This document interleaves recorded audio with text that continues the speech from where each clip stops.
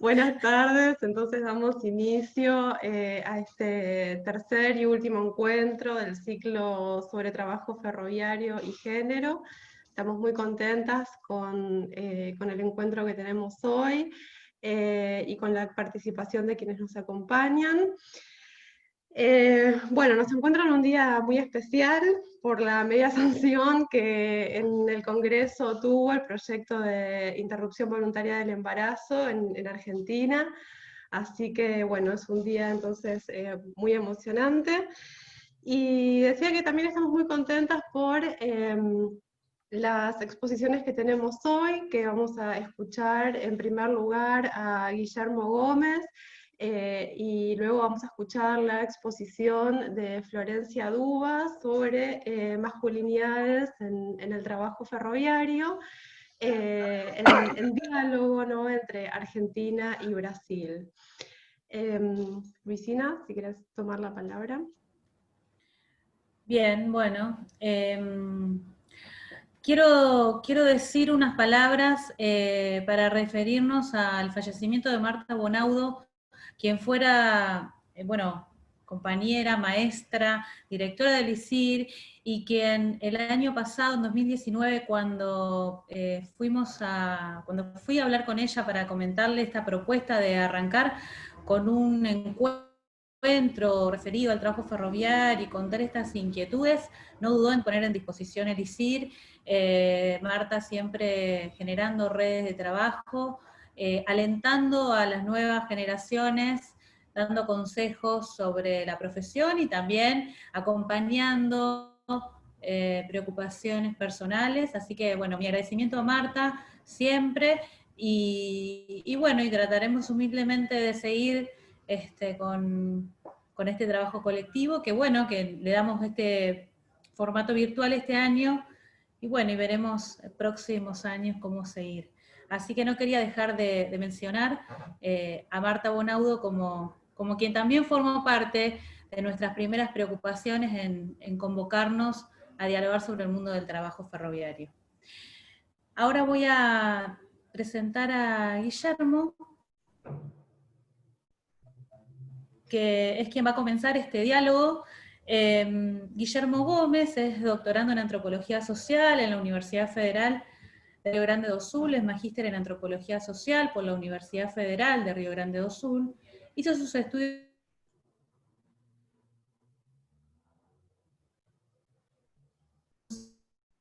sociales en la Universidad de Pelotas, es investigador de Economía y la Política en la Universidad de Río Grande do Sul. Integra el equipo editorial de la Revista Latinoamericana de Antropología del Trabajo y de la revista Fotocronografías. Así que vamos entonces a conocer la exposición de Guillermo. Cuando quieras, Guille. Bom, obrigado pelo convite e pela oportunidade de estar falando com vocês. Eu combinei com a Sol que eu vou tentar falar um portunhol, espanhol. Então eu escrevi um texto, tá, que vai acompanhar os meus slides.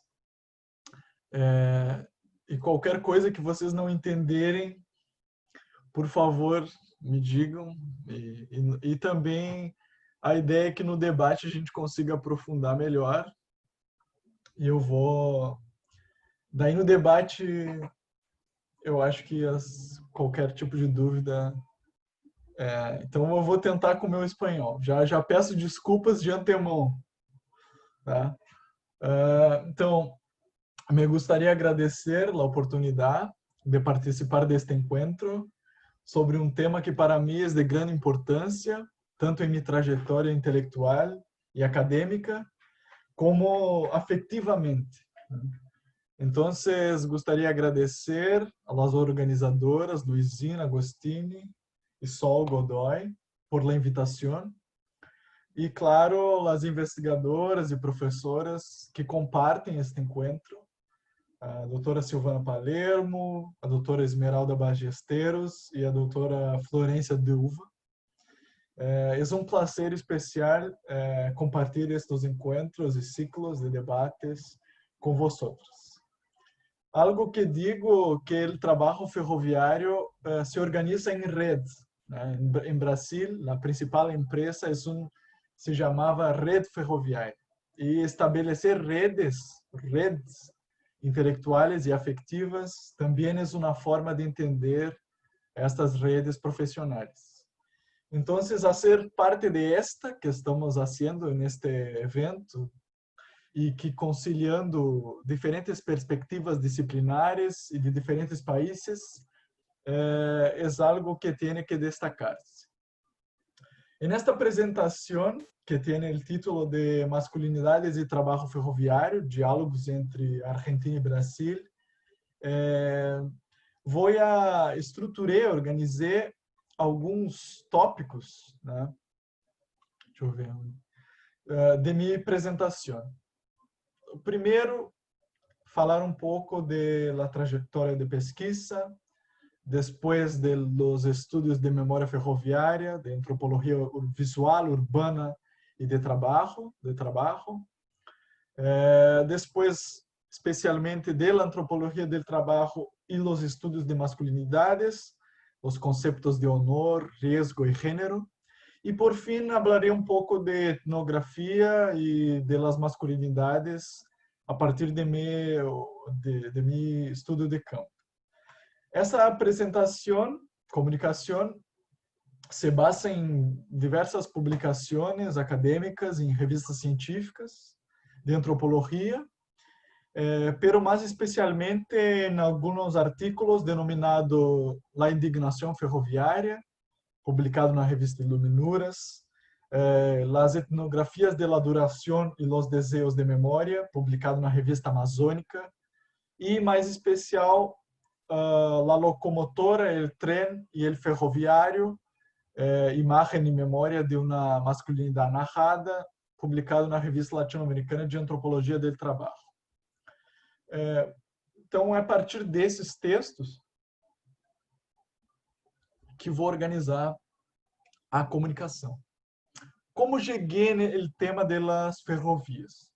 Esta foi uma investigação desde minha graduação em Ciências Sociais, que começou em 2015 e que dou continuidade na maestria de Antropologia Social com a orientação, sob a orientação da professora Cornélia Eckert, que é uma especialista em memória e trabalho urbano, estudos de memória do trabalho urbano.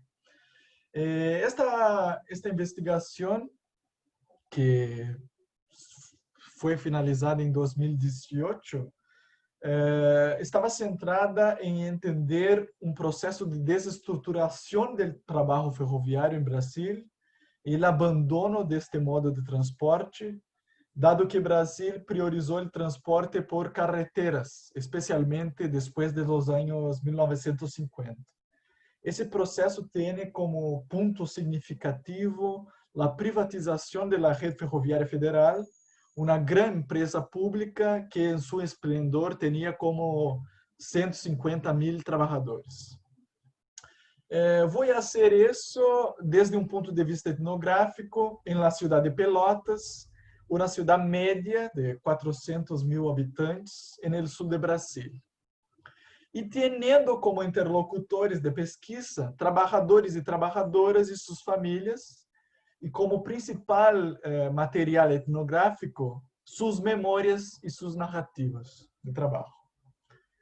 Vocês estão vendo eu passando os slides, né? Só para ter certeza. Sim? Tá. Essas pessoas que têm de 60 a 80 anos e experimentavam múltiplas descontinuidades. La jubilação, la vejez e viver e observar o fim do trabalho ferroviário tal como eles haviam conhecido. A principal questão de investigação era perceber como estas pessoas narravam este processo de crises em la ferrovia e entender a crise ferroviária desde uma atenção antropológica para as subjetividades, a memória, os recuerdos e o imaginário. Quais eram os esforços destas pessoas de hacer durar su memoria colectiva de su profesión en el tiempo que se presentaba con tantas descontinuidades. Esta clave de análisis está inspirada en el trabajo de mi supervisora de tesis de maestría, que analizó el proceso de envejecimiento de la última generación de mineros de carbón tradicional en Francia. Y decir que estos tiempos de crisis no carecen de sentido, no son vacíos de significado. Incluso en la ruptura radical con los tiempos de vida organizados y marcados por el trabajo, hay construcciones subjetivas, hay estrategias para hacer durar la memoria. Esos estudios, esa investigación se basaba en una abordaje antropológica de la memoria narrada. Lo estudio de los acervos personales de imágenes de estos sujetos y en algo que llamamos de deseos de memoria o proyectos de memoria, que son de sencillos actos de guardar fotos hasta proyectos asociados con el gobierno y universidades. Então, neste caso, Paulo Carvalho, um ferroviário jubilado da cidade de Rio Grande, tem sua própria exposição de pancartas e fotografias ferroviárias que exibem em escolas, museus, etc. E também dos objetivos da pesquisa era, em particular, participar destes projetos como antropólogo visual e fazendo redes comprometido com o mantenimento da memória coletiva.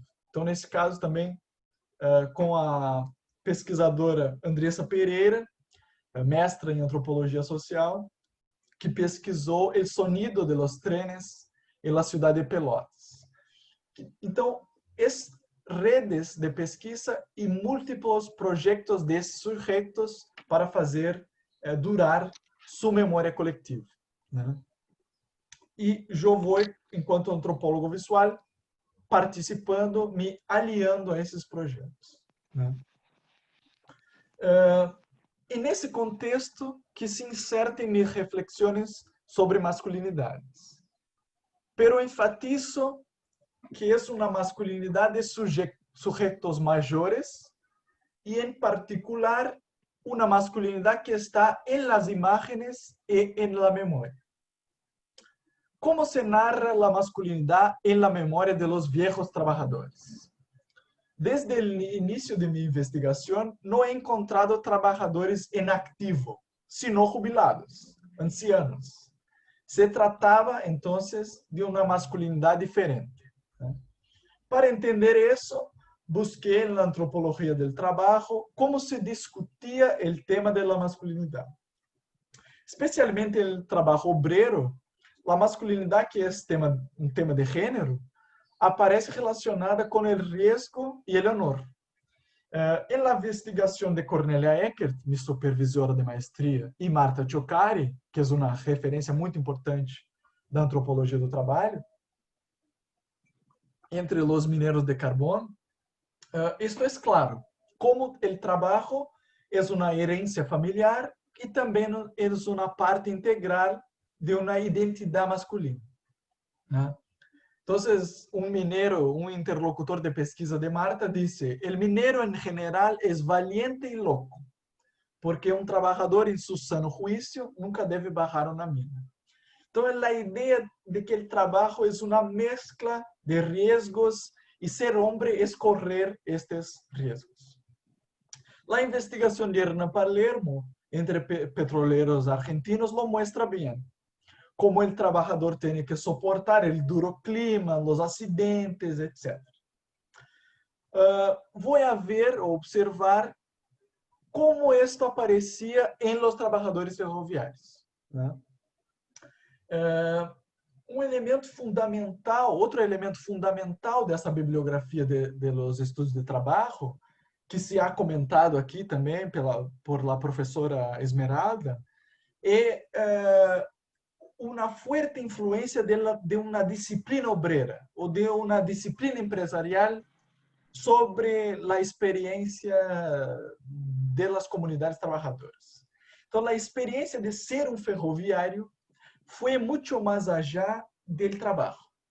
Estava no ocio, na vida privada, nas festas, nas relações familiares, e assim vai. A rede ferroviária teria um plano de saúde, cooperativa de consumo, clubes sociais e habitações obreiras, né? Organizadas em uma vila, chamada Vila Operária, ou Vila Obreira. Né? Esta disciplina empresarial também indicava roles de gênero, como também discutimos acá, né, no Congresso, tanto para mulheres como para homens. E este é um primeiro elemento, entender as condições institucionais, as políticas institucionais para o que significava ser homem ou ser ferroviário. Um exemplo é que a empresa garantia habitação para aqueles que eram casados, para aqueles que tinham famílias. Né? Outro elemento tem que ver diretamente com a experiência etnográfica, de encontrar reproduzidos em los espaços de vejez, aqueles espaços estritamente masculinos de los espaços de trabalho. Né? E assim como ensinam as antropólogas e antropólogos urbanos e de gênero, eu encontrei espaços e conversações de homens, nos quais o gênero de quem pesquisa é fundamental, né? Precisamente porque a etnografia se basa em uma relação de interlocução, e isso significa aceder a estes temas e não a aqueles. Incluso de que estes espaços masculinos exigiam a participação e opinião del pesquisador, eu, em estes assuntos ou conversações de homem. Não estava investigando trabalhadores, sino jubilados, e los encontrei em outras posições e com outras debilidades que não aquelas de uma masculinidade hegemônica. Ajuda para subir as escaleras ou problemas de audição, por exemplo. Aún assim, o espaço sindical ferroviário, por exemplo, era um espaço masculino, que, em minha interpretação, recriava essas condições laborais masculinas, que também discutimos aqui, né, de uma predominância de homens na profissão ferroviária. Como diz uma das frases de um jubilado, incluso, hacía esta referência, né? Um alejamento das mulheres destes espaços e destes assuntos. Né? Moacir sempre camina com sua esposa, então o tema não funciona, a conversa não anda. Né? Quais eram esses temas que se discutiam nesses espaços de masculinidade autossegregada? Futebol, intercâmbio de informações sobre periódicos locais, corrupção, mulheres, qual é o motor de los veículos que circulam, operações de saúde, a decadência do sindicato, reforma ou destruição das casas, atores de ação como Stallone, Van Damme, Steven Seagal, e, por supuesto, histórias sobre o trabalho ferroviário, suas figuras, acidentes, os jefes, e por aí vai. Né? Esses recuerdos, um outro elemento da masculinidade em la pesquisa, são os recuerdos que regressam a um processo de construção da masculinidade. Né? E neste apartado, Rubem Medeiros, um dos interlocutores de pesquisa, habla de seu padre e numa situação de trabalho que discute um pouco essa questão da masculinidade. Como é que eu estou de tempo, hein? Tá tudo bem? Tudo bem, tá bom. Sí, perfecto, se escucha bárbaro, se entiende perfecto. Sí. Vou continuar, tenho que me concentrar. Então, ele conta uma situação de seu padre, que também havia sido ferroviário, estavam trasladando um carro de pedra, um vagão de pedra, né? Pero pedra de verdade, era cada pedra, e parece um viejo que se burlava de meu padre. Porque a vezes havia coisas assim, certo? El chico era mais macho que o outro, e provocou a meu padre. Este chico lo voy a cansar. Burlar-se. Mi padre deixou cair a pedra sobre seu pé. E aí o Rubinho ri. Havia esse tipo de coisa. Um era mais macho que o outro. Pero é por ignorância, verdade? Pero esto en la vida permanente sempre ha existido. Havia coisas assim, de querer ser mais macho que o outro, de querer ser melhor que o outro. Pero mi papá disse que era travieso, provocou. Era de minha estatura, delgado, pero fuerte. Trabalhou durante 35 anos de tuco, que é o trabalho, serviço braçal, né? Has pensado? Então, são alguns temas de como a masculinidade aparecia nas recordações desses trabalhadores. Outro trecho, né? Cada vez que ia trabalhar a lo largo da linha, havia uma bandeira para pôr nas vias para avisar aos trenes, já sabes, há gente trabalhando. Pero a vezes o condutor nem sequer estava allí, se tinha que levantar-se. A vezes passavam por aí só para meter-se com nós, se metiam com a gente, verdade? Chamou a seu apodo, oh cuerno, hijo de puta, pero todo por diversão, verdade? Cunhado, lo hicieron assim, todo por diversão. Então, este exemplo de interação com outros setores de trabalho se perfilam nos juegos basados em lo que significa ser homem, varonil, e seus contrários, el venado, el cuerno, né? Conforme também essas referências da antropologia do trabalho. A construção de lo masculino, además del despliegue de força, um espaço que não é para senhoritas, eliminando o risco repugnante da feminização. Então, tanto nos espaços de trabalho como nas recordações, nas memórias, né?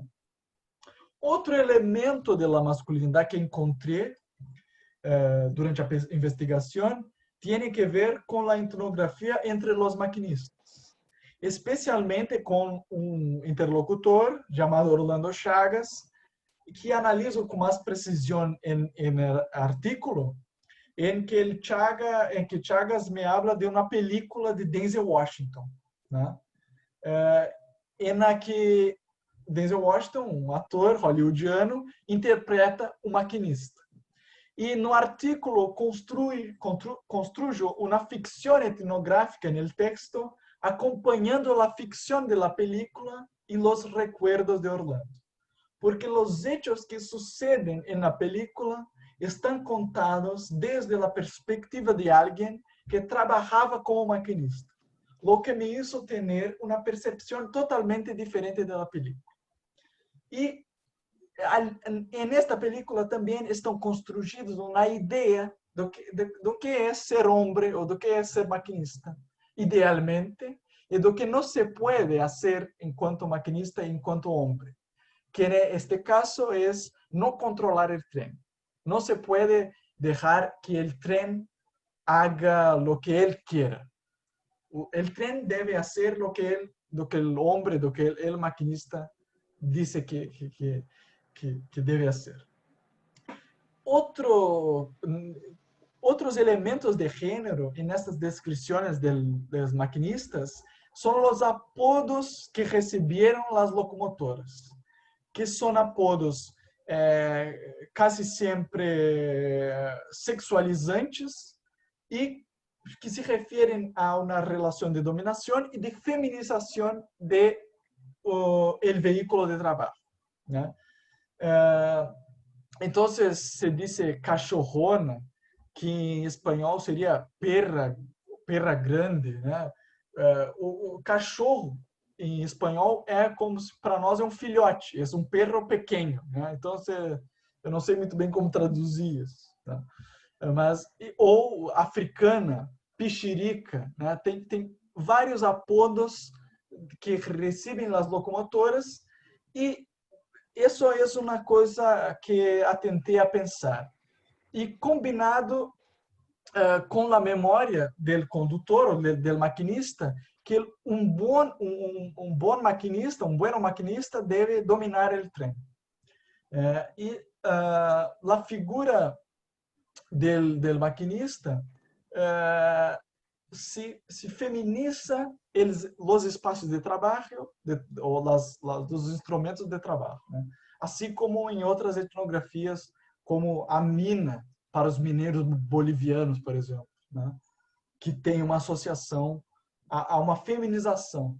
E, ao mesmo tempo, quando se falava el tren no masculino, se dizia, num contexto, uma peleia, de uma peleia entre dois machos, entre o trem e o maquinista.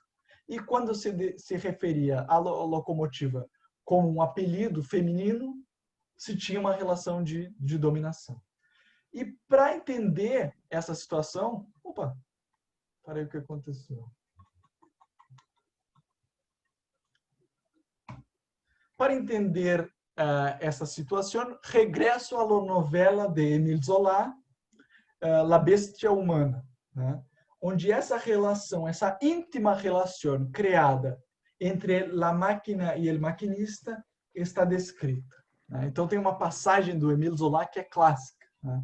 Solo em sua locomotora se sentiu tranquilo, feliz e desconectado do mundo. Cargado por el temblor de sus ruedas a gran velocidad, con la mano apoyada en la rueda de la palanca de cambios, todo concentrado en mirar la carretera, escuchar señales, dejó de pensar. Respiró a todo pulmón el aire puro que pasaba sin parar, remolinos. Por eso le gustaba tanto su locomotora, como un amante generoso que solo puede esperar la felicidad. Então também tem esse imaginário que aparece, que eu descrevo melhor no artigo, que não vou me estender tanto, né? Mas que nas próprias ferramentas e nos espaços de trabalho é possível fazer uma leitura generificada, né? Então, como palavras finais, destaco a importância da memória e da imagem para as reflexões antropológicas sobre o trabalho e a masculinidade. Estava investigando na maestria os restos de uma grande empresa, de um processo de abandono e crise de los ferrocarriles em Brasil desde sua comunidade de trabalho. Se trata de uma investigação etnográfica basada em la antropologia visual, interessada em projetos de duração de la memória e que tentou sumar-se como um aliado desses desejos de memória. E nessa aliança, a imagem juega um papel fundamental. Gracias por la oportunidade de discutir com vocês. Espero que tengamos um grande debate, pero ahora em português. Gracias. Gracias, Guillermo. Muy linda tu presentación y muy clara tu exposición. Vamos a respirar. Bueno, y lamento decir que unos minutos de la exposición me la perdí, Guillermo, porque se me cayó la conexión tal como temía. Bueno, entonces ahora vamos a escuchar la presentación de Florencia Duba. Florencia es historiadora, es becaria postdoctoral del CONICET, con sede en el Instituto Interdisciplinario de Estudios de Género en la Universidad de Buenos Aires. Bueno, Flor, cuando quieras te escuchamos. Hola, bueno, gracias. Antes que nada, me encantó la exposición de Guillermo y súper claro el español. Bueno, en primer lugar quería agradecerles a vos, Sol, y a Luisina por organizar este ciclo tan interesante, en el que podemos conversar, debatir y vernos, aunque sea un poco a pesar de la distancia social. Así que estoy encantada con los encuentros pasados y con este, así que muchísimas gracias. Y bueno, a ver, la verdad es que yo no soy una especialista en el tema de las masculinidades, en los estudios de las masculinidades, pero sin embargo intenté pensar un poco en este tema a partir de mi investigación de doctorado, sobre el mundo del trabajo en los ferrocarriles, en la Argentina de principios del siglo XX. Y entonces creo que el tema que ustedes propusieron para este encuentro, esto de pensar las masculinidades y el trabajo ferroviario, es sumamente interesante porque creo que en general en la historiografía del trabajo no es un tema que ha sido tan pensado, ¿no? A pesar de que ya hace varias décadas que existen investigaciones que han explorado el tema de las masculinidades, inclusive entre quienes hacen estudios de género y toman la perspectiva de género, no hay tantas investigaciones, como que creo que hay más estudios enfocados en pensar las experiencias de las mujeres trabajadoras o las desigualdades de género en el ámbito laboral, pero lo que tiene que ver con masculinidades obreras todavía es como un terreno como bastante por explorar. Entonces me parece como que es muy interesante lo que propusieron y también es un desafío para mí. Entonces voy a contarles un poco cuál fue mi recorrido personal en pensar este tema de las masculinidades obreras en los ferrocarriles. Como les decía, en mi tesis de doctorado, que estuvo dedicada a pensar el mundo del trabajo en los ferrocarriles en la Argentina de principios del siglo XX, digamos, pude indagar algo de esta temática. A mí lo que me interesó en la tesis fue poder pensar los distintos trabajos aunados en el funcionamiento de los ferrocarriles, pensar en quiénes habían sido esos trabajadores, qué puestos ocupaban, en qué condiciones laborales trabajaban, pensar cómo habían reclamado por derechos, cuáles habían sido sus redes de solidaridad, sus espacios de sociabilidad, sus luchas, sus protestas. Entonces, en este sentido, uno de los puntos de partida que yo tenía para mi pesquisa, y que, digamos, para pensar esto me había servido leer algunos trabajos, como por ejemplo los de Thomas Klubok o William French, sobre los mineros de México y de Chile, respectivamente, era esta idea de que el lugar de trabajo había sido un lugar clave, aunque no exclusivo, en la construcción de la masculinidad obrera. Entonces, digamos, también tenía como referencia los trabajos de Silvana Palermo, que aparte fue mi codirectora durante la tesis, y ella había mostrado, ¿no?, también para el mundo del trabajo en los ferrocarriles, cómo ciertas ideas sobre el varón proveedor o sobre la paternidad responsable habían configurado una masculinidad particular, embebida, ¿no?, por ciertas ideas sobre el honor, la responsabilidad, etc. Y la verdad que era una de las pocas investigaciones que yo había encontrado sobre, digamos, historia del trabajo que había problematizado la cuestión de las masculinidades. Entonces a mí, digamos, leer los trabajos de Silvana me dio un montón de pistas y herramientas para seguir pensando en este tema de las masculinidades. Y me hizo también, ¿no?, preguntarme por, bueno, a ver, en qué otros ámbitos y de qué otras maneras también se conformó esta masculinidad, o qué otras masculinidades había en entre estos trabajadores de los ferrocarriles. Entonces, al ir avanzando con la investigación, digamos que una parte de ella la dediqué a pensar en los accidentes de trabajo. Y ahí la verdad que conecto bastante con estas cuestiones que comentaba Guillermo hace un rato, esta cuestión del peligro, como que me dejó pensando un montón. A mí la verdad que situarme en el tema de los accidentes me daba como una perspectiva bastante novedosa. En general la verdad que es un tema que no ha sido tan estudiado, y que a mí me permitía pensar en las experiencias de estos trabajadores, y en una faceta como distinta para pensar la conflictividad obrera, ¿no?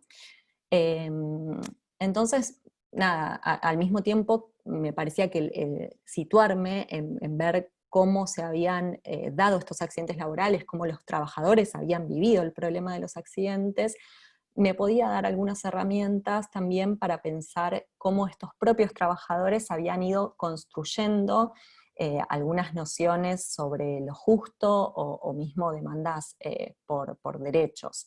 Y también cómo habían ido articulando una serie de ideas sobre lo que implicaba ser un obrero del ferrocarril.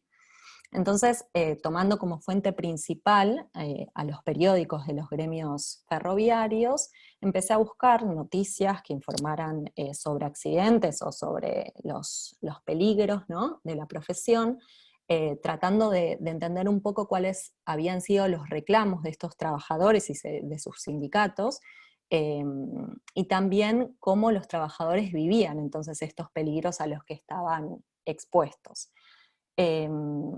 Y me interesaba también pensar cómo se habían, digamos, cómo ciertos roles de género o ideas prescriptivas sobre la masculinidad habían ido atravesando estas ideas o significados que se habían construido en torno a los accidentes y al trabajo en los ferrocarriles.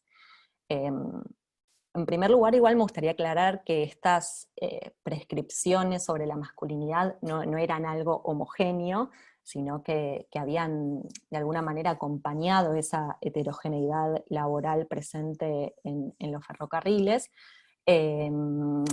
pero de todas maneras, digamos que al ir leyendo los periódicos y rastreando estas noticias, pude como ir encontrando algunas cositas que, si bien eran diferentes para los distintos trabajadores, digamos que tenían algunas cosas, ¿no?, en común.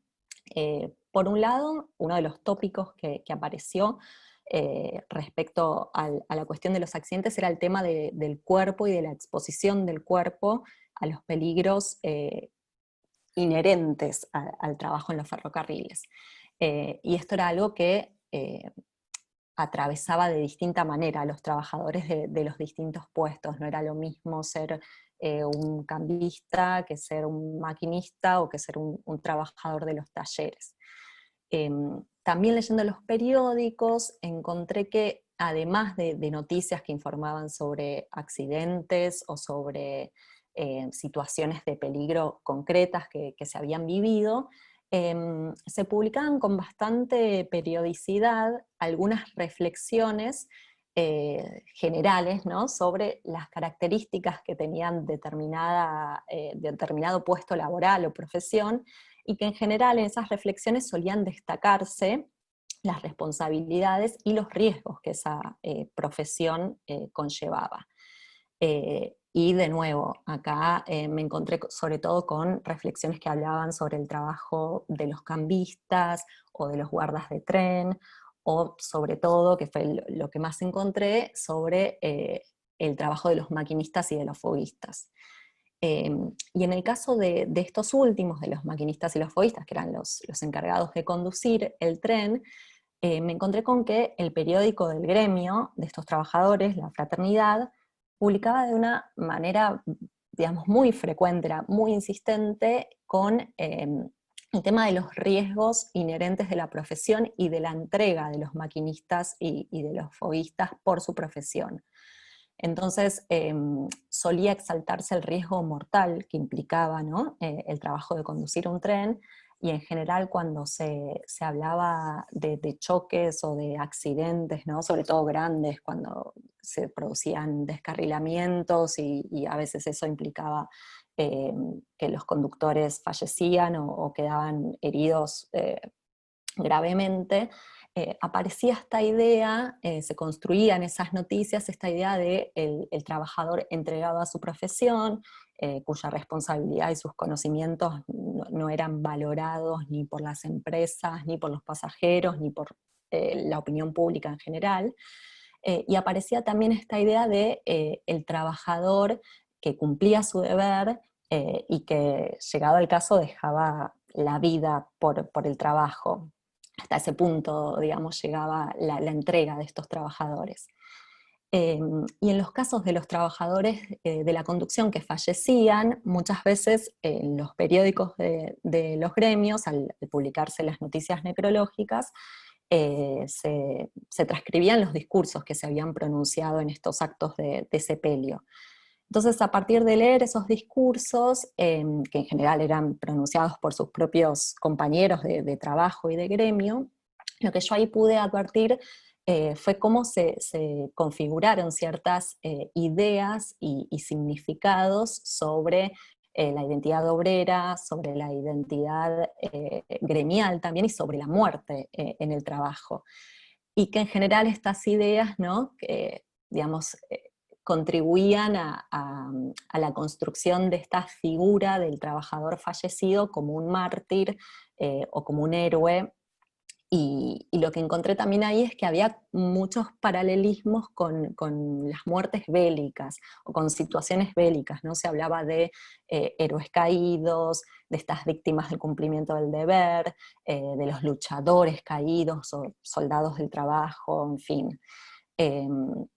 Y un caso bueno, a mí me permitió como analizar un poco más en profundidad estas cuestiones y ver cómo se construía esta idea del trabajador héroe, fue el fallecimiento en un accidente de un maquinista llamado Carlos Gallini, y este maquinista, digamos, no era cualquier trabajador, era como uno de los maquinistas más preciados por la empresa en la que trabajaba, el Central Argentino, pero también más valorado por sus compañeros de gremio. Era como un militante modelo. Había fundado una escuela técnica, que eran los lugares en donde se enseñaban, los propios trabajadores enseñaban a los foguistas que iban a rendir examen para ser maquinista, les enseñaban, digamos, cómo prepararse para ese examen, cuestiones relacionadas con la profesión. Había escrito también algunos libros libros de estudios, digamos, para poder justamente rendir estos exámenes. Había sido presidente de esa sección gremial en Rosario. Había también integrado comisiones de huelgas, de reclamos, en fin. Cuando este trabajador muere, es interesante, digamos que lo hace también como en unas condiciones muy particulares, porque es el único que fallece en ese accidente, que fue un descarrilamiento, y me resultó sumamente interesante ver cómo poco a poco Gallini se fue convirtiendo, o sus compañeros, los otros trabajadores y el gremio, lo fue convirtiendo en una especie de mito que perdura casi que hasta el día de hoy. Entonces, bueno, a partir de estas cuestiones pude ir analizando cómo ciertas características asociadas al trabajo ferroviario, tales como el peligro, el riesgo, la responsabilidad, la entrega, fueron atribuyendo ciertos valores y ciertos sentidos con signo masculino, como por ejemplo el coraje o la valentía, al trabajo en los ferrocarriles. Y fue interesante también en este sentido observar cómo los propios trabajadores apelaron a esos riesgos, por un lado para ensalzar su profesión y ganar reconocimiento y respetabilidad, pero también para legitimar sus reclamos y sus demandas ante las empresas y los distintos organismos de gobierno, pero también ante la opinión pública en general. Los periódicos de los gremios ferroviarios, que como dije fueron la principal fuente para realizar todo este análisis, creo que jugaron un rol central en esta construcción de esta masculinidad, porque crearon una imagen del mundo laboral ferroviario como un universo exclusivamente masculino, borrando e invisibilizando a las mujeres que, aunque eran muy poquitas, trabajaban en este sector, y al atribuir determinados valores y sentidos a ciertas características del trabajo en los ferrocarriles, creando también estos relatos épicos, viriles y heroicos sobre lo que era la muerte en el trabajo.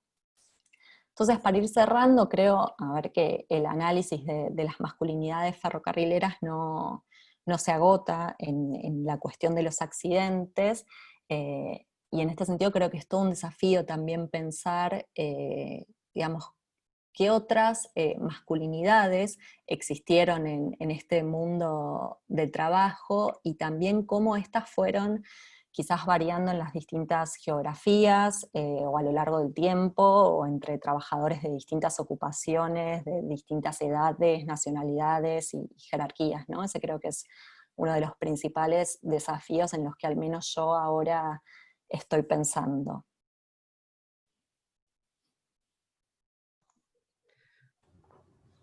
Bueno, muchas gracias, Flor. A ustedes. Bueno, hermosas exposiciones ambas, interesantísimas. Bueno, ahora la idea, como venimos haciendo, es que intercambiemos a partir de preguntas, de comentarios, que por supuesto pueden hacer oralmente acá o también pueden hacerlo en el chat. Y bueno, y ya que estoy hablando yo, entonces voy a plantearle por un lado una pregunta a Guillermo en torno a su investigación y también a partir de la lectura de sus artículos. Digamos, ¿cómo, dado este perfil etnográfico de la investigación que llevaste adelante, me interesaba preguntarte si, a pesar de que según tus entrevistados se tendía a evitar la intromisión de mujeres en estos asuntos de hombres, como decían ellos, ¿pudiste ver su presencia, pudiste escuchar menciones en torno a sus familiares mujeres o incluso, bueno, alguna trabajadora que ahí nos pusiste una fotografía? Y preguntarte si había otras instancias en las que ellas participaran, como festividades, talleres, otras alternativas. Entonces, bueno, me interesaba que nos hables un poquito de cómo se construye esa frontera y sus porosidades entre vida familiar, laboral y sindical. Y después también dejo otra pregunta para Flor, en torno a, especialmente me interesaba el caso de maquinistas, pero bueno, en general ahí se veía específicamente esto del conocimiento profundo de la profesión, el sacrificio de la propia vida, la sangre fría, es decir, el control de las emociones, ¿no? Un tema súper importante que sigue siendo hoy un valor desde el cual se piensa la conducción de los trenes. Bueno, entonces quería preguntarte, Flor, por el anverso de esas masculinidades heroicas brindadas a su profesión, es decir, por esas otras versiones respecto de las más edulcoradas, como el otro día nos decía Silvana Palermo, ¿no? Entonces, ¿qué modelos de masculinidad contrastantes encontraste? Y para seguir reflexionando, me parece que si bien podemos pensarlas como el anverso, es decir, como formas un poco contradictorias, también cabe preguntarse, ¿no? ¿Qué articulaciones entre unas y otras pueden establecerse, ¿no? Estoy pensando en cómo un tipo de masculinidad se construye en relación con otras masculinidades. Bueno, yo me sumo, digo así, desde luego que respondan todos juntos. A mí yo mientras los escuchaba empezaba a pensar en que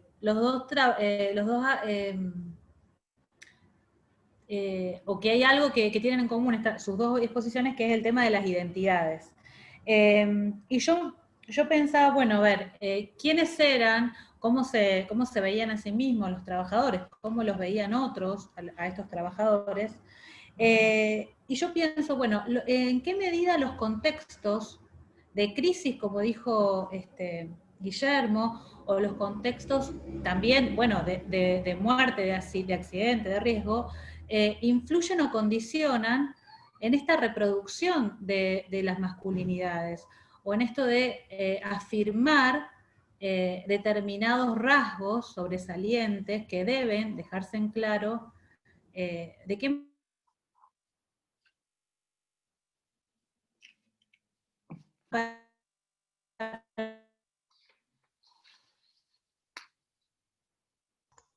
Se te escucha un poquito mal, ¿no querés desactivar la cámara para ver si mejora? Falhou um pouco, falhou. Sí. A ver, ahí, a ver. Yo pensaba, por ejemplo, yo que estuve un conflicto, yo pensaba que el conflicto a mí me parece un momento en donde se intentan fortalecer ciertos rasgos referidos al amparo, y aparecen unos rasgos masculinos. Entonces yo me preguntaba de qué manera estas masculinidades, y también me llamaba la atención porque estos jubilados, podía haber algo parecido a lo que pasa acá en la Argentina, en donde uno ve el sistema ferroviario en ruinas, pero estos ferroviarios, entonces es como que...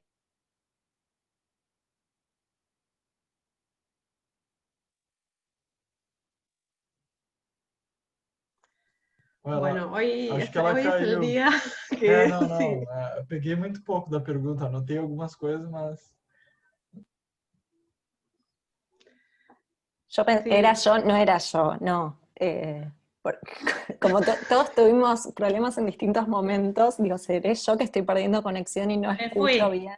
No, ahí No, está. evidentemente hoy es el día que Ahí las conexiones no volví. están Ahí volvió, ahí bien. volvió. Sí. Se escuchó Volví. muy entrecortado. Ay, bueno. Bueno, yo quería... Haz esto de apagar la cámara por las dudas. Parece que estoy con conexión inestable. A ver.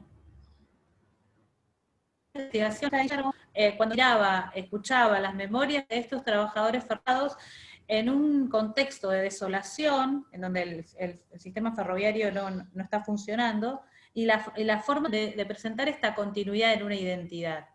O sea, que es algo que tiene que ver con lo que vos planteaste al principio, que los tiempos de crisis no son vacíos de significado y que hay una masculinidad ligada al trabajo que perdura en el tiempo. Por más de que estén jubilados. Me parece que hay un interesante diálogo entre el contexto y la trayectoria personal para poder mostrar su subjetividad frente a su mundo del trabajo. Creo que eso me despertó una inflexión en ese sentido. Bueno, y no hablo más porque tengo miedo de que me quede sin internet. No sé si puedo. Por ¿Sí? supuesto. Bueno, estoy fascinada. Si no fuera porque estoy muy metida en mi tema de investigación, volvería a estudiar ferrocarriles. Volvé, Esmeralda. No, no puedo más. Me ha encantado, Guillermo, la presentación, y de verdad que me ha conmocionado esa hibridación, ¿no?, entre los conceptos de memoria, representación e imagen, ¿no? Y hablaría contigo horas, ¿no?, porque la imagen es uno de los documentos de investigación, ¿no?, menos atendidos. Os quería hacer también a Flor, que también sé que le ha picado el bicho de la imagen, una recomendación de un cortometraje que se llama Entre Raíles. Fue emitido en el año 2018 y cuenta la experiencia de 5 maquinistas de tren, hay 4 hombres y una mujer, que han vivido un accidente por arrollamiento. La palabra arrollamiento se utiliza, lo sabéis, ¿no? Un maquinista va y una persona, o de forma voluntaria o involuntaria, ¿no?, aparece en la vía. Esto supone un trauma, ¿no?, para la ocupación brutal. Y lo interesante de este documental es que parece sugerir otra forma de entender la masculinidad. Son unas entrevistas, ¿no?, cualitativas, evidentemente están editadas porque se ha producido un corto, ¿no?, pero donde se recuperan momentos, ¿no?, unas epifanías emocionales a las que no estamos acostumbradas. Entonces, claro, la pregunta que yo no voy a responder pero a futuro, ¿no? Líneas de investigación, quizá las personas que estáis todavía, ¿no?, en este tema, es si esas masculinidades hegemónicas han permanecido, ¿no?, intocables o se están transformando. Sobre todo porque el trabajo ferroviario ha dejado de exigir esa fuerza, ¿no?, esa rudeza, esa, como decía Sol, ¿no?, esa masculinidad heroica. Creo que también hay mucha performance, ¿no?, en esto de las masculinidades, ¿no? Hay un deseo de exhibición de masculinidad, ¿no? Y de forma particular en el mundo ferroviario, no exclusivamente, pero yo creo que de forma particular. Entonces, bueno, pues esa pregunta o esa voluntad, ¿no? Y luego, por otro lado, me ha llamado mucho la atención esta observación que había hecho Guillermo, ¿no?, de que lo femenino era visto, ¿no?, como despreciable, o sea, había que distanciarse totalmente, ¿no?, de lo femenino, ¿no?, pero al mismo tiempo la sexualización, ¿no?, de las máquinas. Y yo tengo también fotografías de talleres ferroviarios decorados con cartelería erótica. Esto era un clásico habitual, ¿no? Entonces, otra de las cuestiones que me parece interesante es ver cómo algunas trabajadoras ferroviarias vinculadas a ocupaciones de explotación, a vía, mantenimiento, talleres, conducción, ¿no?, se habían decantado por ser asimiladas a la identidad de exhibición de masculinidad ruda, y una minoría había resistido y había no seguido una identidad femenina, ¿no?, stricto sensu, pero se distanciaba de esa exhibición de masculinidad heroica, ¿no? Entonces, bueno, pues esos puntos para la reflexión.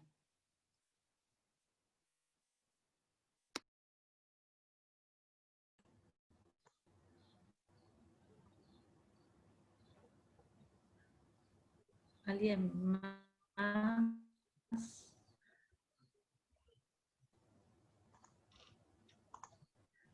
Bueno, creo que se te escucha entrecortado, Luisina. Gracias, Esmeralda, por la pregunta y los comentarios tan interesantes. Leo una pregunta que dejó Paula Romani para Florencia, que la dejó en el chat. ¿Consideras que existían diferentes modelos de masculinidad, no solo de acuerdo a las calificaciones y tareas, sino a partir de diferencias generacionales? Y no sé si hay alguien más que quiera hacer alguna pregunta o comentario antes de darle la palabra Sí, a... yo. Sí, José. Hola, ¿qué tal? Soy José René Álvarez, de Tucumán, de la Facultad de Filosofía y Letras, y tenía una pregunta para Florencia, que es sobre esta idea de la conversión en héroe de este maquinista que pierde la vida en ese accidente. Y me interesó el tema y quería preguntarte, ¿con qué lecturas o qué elementos conceptuales construiste esa idea de héroe?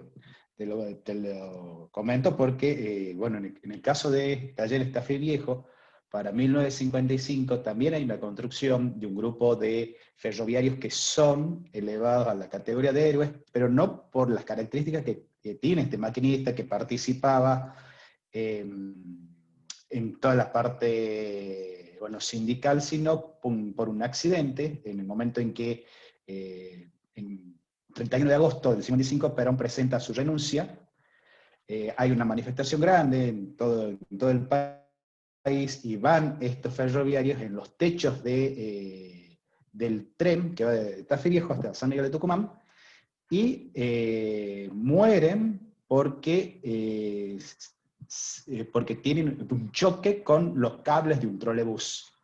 En el mes de julio de 1955 se había tendido cables de trolebús para el sistema de trolebús en San Miguel de Tucumán y se habían olvidado de ese detalle, entonces ese cable lo agarra la mayoría de los obreros que iban en el techo. Entonces ellos eran jóvenes, no tenían mucha participación y a lo largo del tiempo son construidos como héroes. Eso nada más.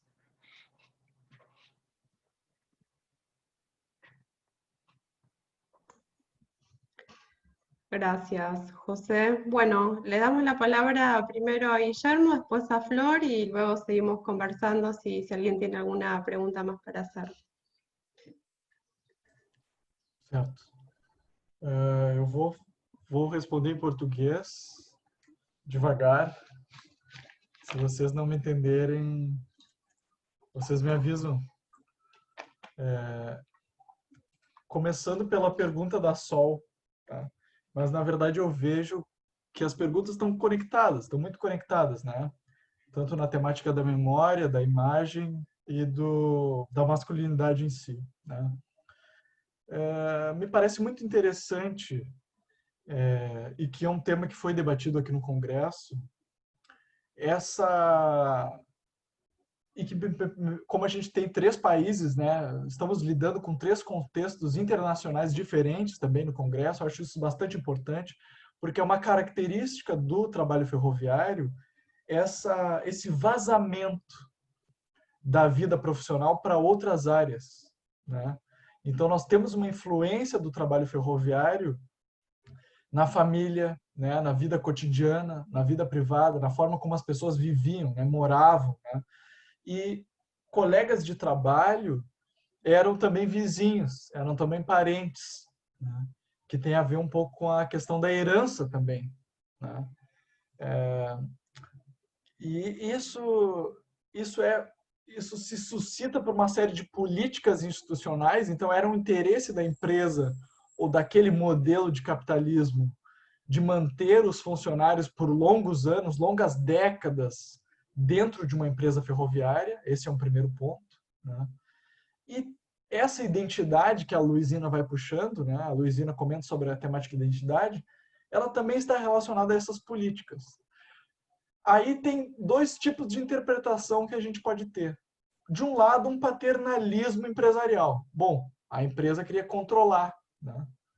Mas, de outro lado, o revés, digamos, o lado do cotidiano, é que essa política institucional cria uma profunda conexão dessas pessoas com o trabalho, né? Então, sem dúvida, há um paternalismo empresarial nessa relação. E também, de outro lado, há uma profunda relação dessas pessoas com o trabalho ferroviário, né? Isso seria uma primeira resposta da Sol, né? Sobre as mulheres que eu encontrei durante o meu trabalho de campo. Encontrei poucas mulheres trabalhadoras, né? Uma ferroviária especificamente, que eu fiz um trabalho específico, né, sobre essa biografia, que a minha orientadora sugeriu que considerasse como uma biografia de exceção, né, nesse cenário profissional marcado por uma majoritariamente de homens, né? Mas eu encontrei muitas mulheres que me receberam na antiga Vila Operária e que reivindicavam para si, mesmo nunca tendo trabalhado na ferrovia, a sua identidade enquanto ferroviária. E a manutenção dessa memória ou desse patrimônio ferroviário como um valor por si mesmo. Então, eram senhoras que me recebiam e me mostravam fotos de família, me convidavam para comer um bolinho, claro, tomar um cafezinho, e também me contavam a história da sua família, do seu pai. Então, aquilo era mostrado com orgulho, né? E esse orgulho também está tanto nos homens quanto nas mulheres, justamente por essa relação de um trabalho que transcende o trabalho. Então, não é só uma vinculação profissional, é um modo de vida, que a antropologia urbana chama enquanto conceito de modo de vida, né? Isso, saindo da pergunta da Sol, indo para a pergunta da Luizina, isso se confronta diretamente com o processo de crise. Essa crise no modo de transporte, ou é nesse modo de vida também. É nessa organização de vida, e não só do trabalho, que entra em crise. E, portanto, ela é vivida por ambos, por homens e mulheres. Claro que de formas diferentes, né? E por trabalhadores e não trabalhadores. De filhos, né? outra coisa interessante, né, que a Luizina pergunta, que elementos da masculinidade que perduram no tempo? Né? Eu diria que aí tem um tema importante, que é o tema da herança ferroviária, que entra em crise, e que nas etnografias do trabalho a gente vai ver. Né? Eu quero que meu filho seja ferroviário também como eu. Mas depois, quando eu vejo que isso entra em crise, eu não quero mais que o meu filho seja ferroviário. E essa herança se fecha, se quebra. Né? E respondendo ainda a Luizina, diria que não é só a masculinidade é um dos pontos, um dos elementos que dura no tempo. Mas a duração é esse fenômeno, na verdade, de querer durar, de não fazer esquecer. Né? Antes de fazer essa apresentação, eu mandei um WhatsApp para um dos ferroviários, o Orlando Chagas, mandei para ele. E ele disse, eu estou me recuperando de uma lesão, né? Ele disse, é isso que eu espero de ti. As tuas palestras e que tu se recupere logo. Mas não esquece de falar de nós. Né? Então, essa fala dele tem tudo a ver com memória, que é o tema da duração. De fazer durar no tempo a sua própria história. E esse é o grande dilema. Que comentaram também sobre as ferrovias argentinas. Como fazer durar no tempo uma memória da ferrovia quando a ferrovia não existe mais ou não foi um projeto, não foi um projeto escolhido como possível ou como interessante para a economia. Né? E acho que a Esmeralda falou bem, né? O heroísmo também do trabalho, como ele é construído, né? Como a masculinidade vai mudando.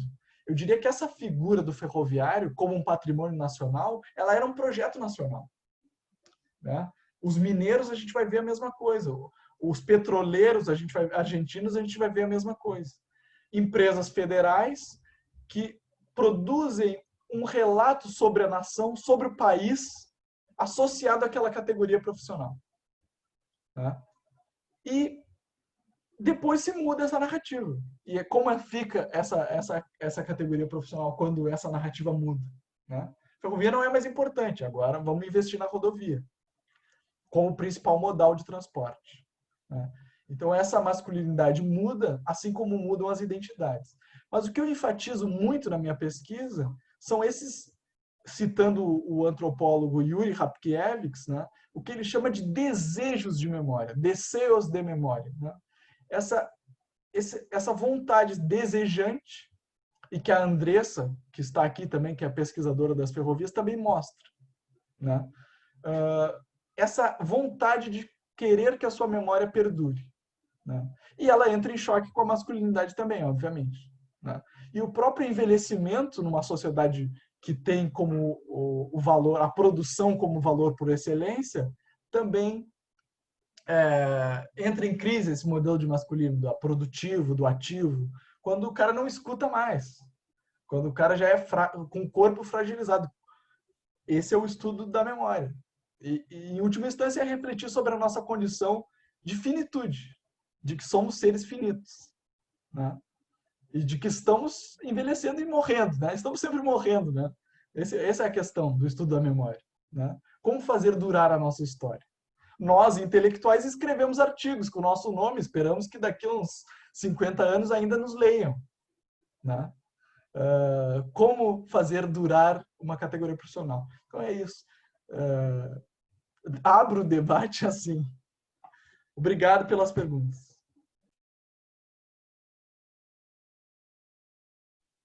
Bien, bueno, respondo yo.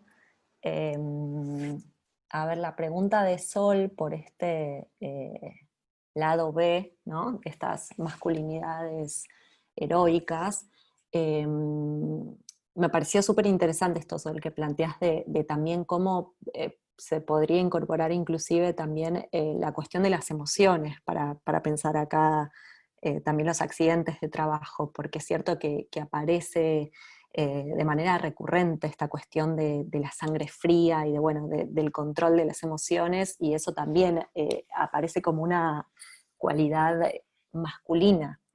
Y pienso que quizás, o sea, yo soy consciente de que al trabajar con los periódicos de los sindicatos, que eran, digamos, el discurso también que los propios trabajadores agremiados construían sobre sí mismos, tiene un riesgo, ¿no? Que es quizás que no me deja acceder a otras experiencias de otros trabajadores que quizás no estaban organizados en los gremios o que no se involucraban activamente ni participaban necesariamente de estas instancias.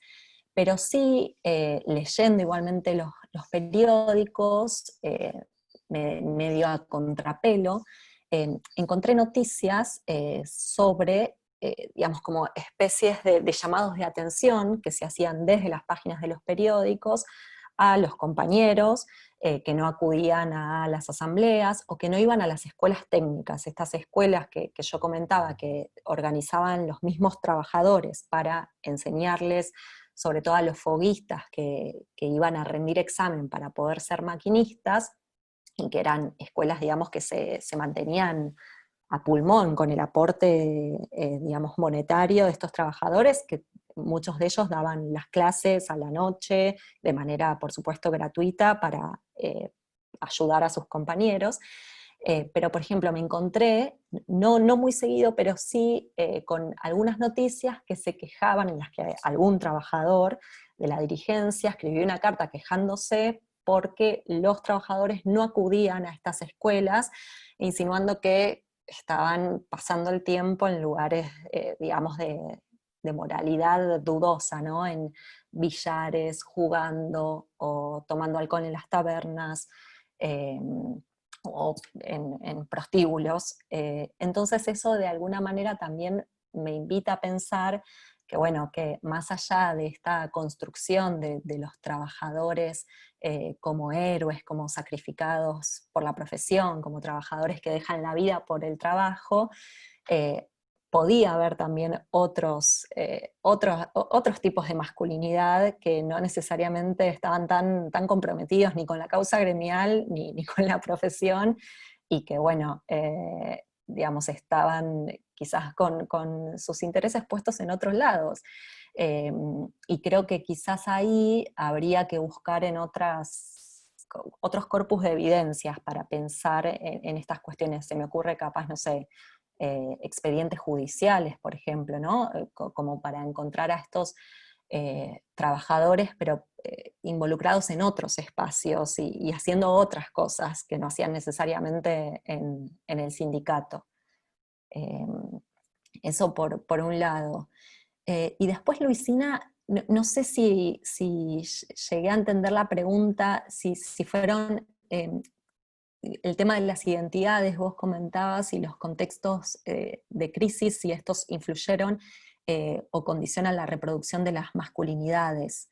Pero no sé si era algo más porque justo se cortó.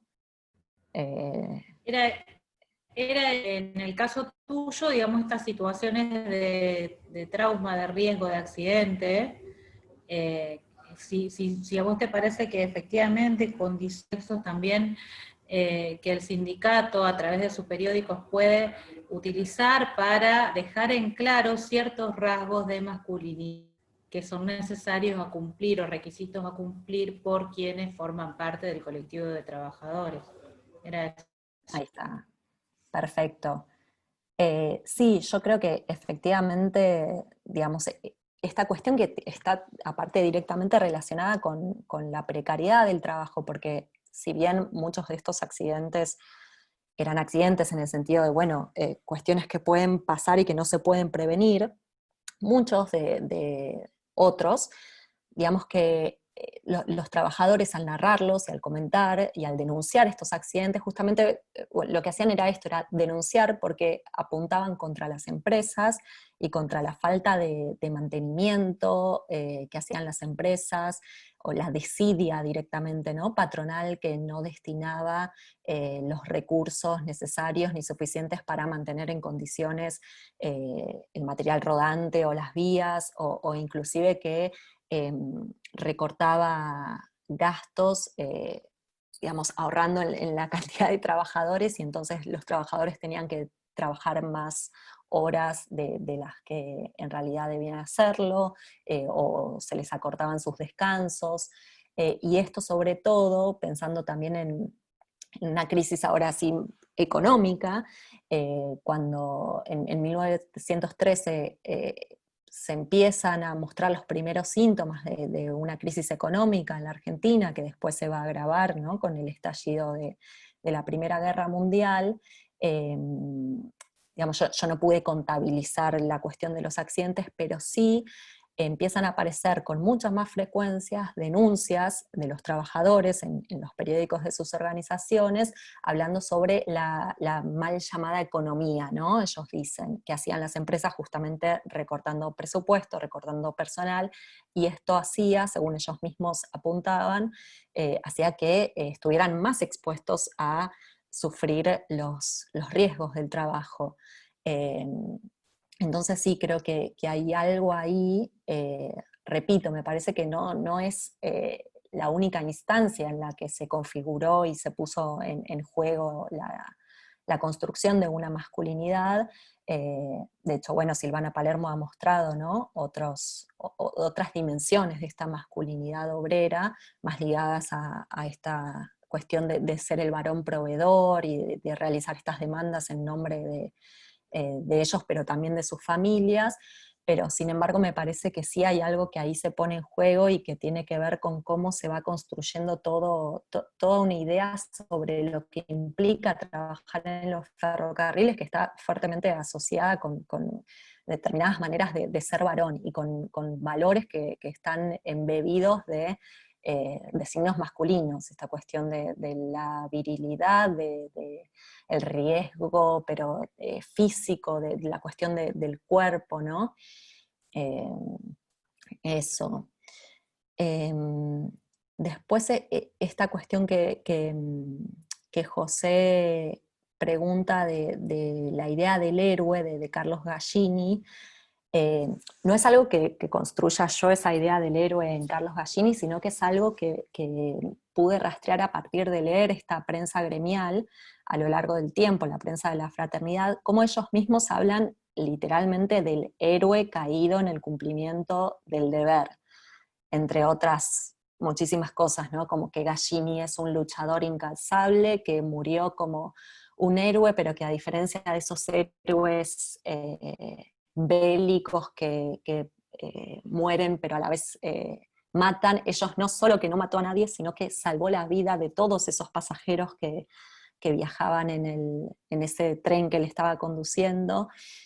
Entonces a mí lo que ese caso me permite es ver cómo, porque es un caso muy particular, porque él es el único trabajador en realidad la única persona que fallece en ese descarrilamiento, y al mismo tiempo no era cualquier trabajador, era un trabajador reconocido por la empresa, pero a la vez que era un dirigente en el gremio. Entonces, digamos que esa construcción de héroe la hace el propio sindicato del cual él forma parte, y sí se usan todos esos elementos y esa trayectoria laboral y militante de Gallini para, digamos, para ensalzarlo todavía más y para construir esa imagen. Quizás si Gallini no hubiese sido ese trabajador así como tan ejemplar para la fraternidad, quizás se hubiese hablado de héroe, pero no se le hubiesen dedicado los poemas que se les dedicaron, en los que aparecía de manera recurrente esta cuestión.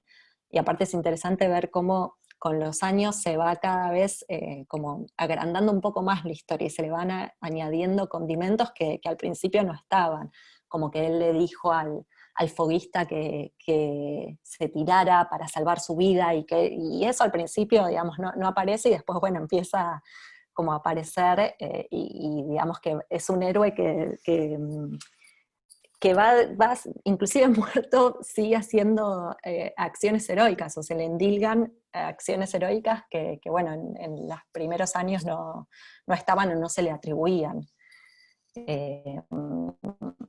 Y después esta cuestión que decía, que pregunta Paula sobre la diferencia de las edades, yo creo que sí, que efectivamente digamos, hay algo ahí que se pone en juego con las diferencias generacionales, que no lo pude rastrear específicamente para pensar la cuestión de los accidentes, sino para pensar en los reclamos de una huelga en particular, pero creo que ahí hay algo para seguir justamente pensando, ¿no? Y para encontrar también las diferencias y que no sea algo como tan homogéneo, ¿no? No pensar en una masculinidad, sino en distintas masculinidades.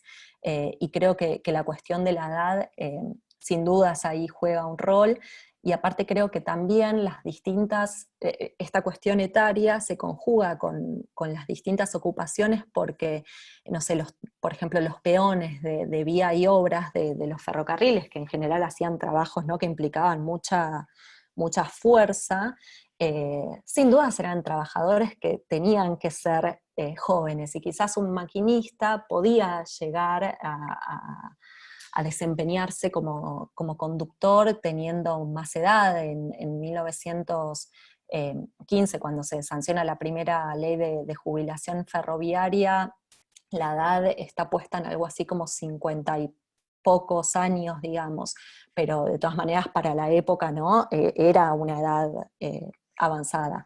Entonces pienso que también lo etario se combina con los distintos puestos, y si bien yo no pude rastrear tanto cómo entró en juego en esta cuestión en particular, estoy segura de que es algo para seguir pensando.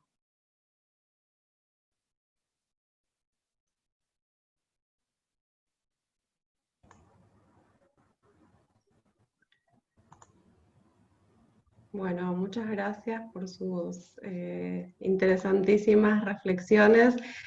Flor, te sumo algo que se mencionó hace unas semanas, que queremos escuchar un poquito de este hombre Bonifacio Estrella. A mí me parecía interesante que traigas un poco, digamos, primero cómo te encontrás con estas fuentes y, digamos, con una fuente judicial, digamos, menos, a pesar de que cada vez más, ¿no?, se utilizan este tipo de fuentes, ¿no?, como ahí nos permiten recorrer otros problemas, otros temas, desde otras miradas, y qué te aportó trabajar, digamos, con el caso de este hombre tan particular y su historia. Y una cosa cortita para Guillermo sobre el tema de las imágenes, un tema que a Esmeralda sé que le gusta y le interesa muchísimo. Yo quería preguntarte con qué fuentes utilizaste también, digamos, te veo ahí con fotografías que pertenecen a archivos personales de tus informantes, pero también alguna cosa de prensa gráfica, así que si podías contarnos un poco con qué materiales venís trabajando en esa línea. Y no sé si alguien más tiene alguna pregunta o comentario.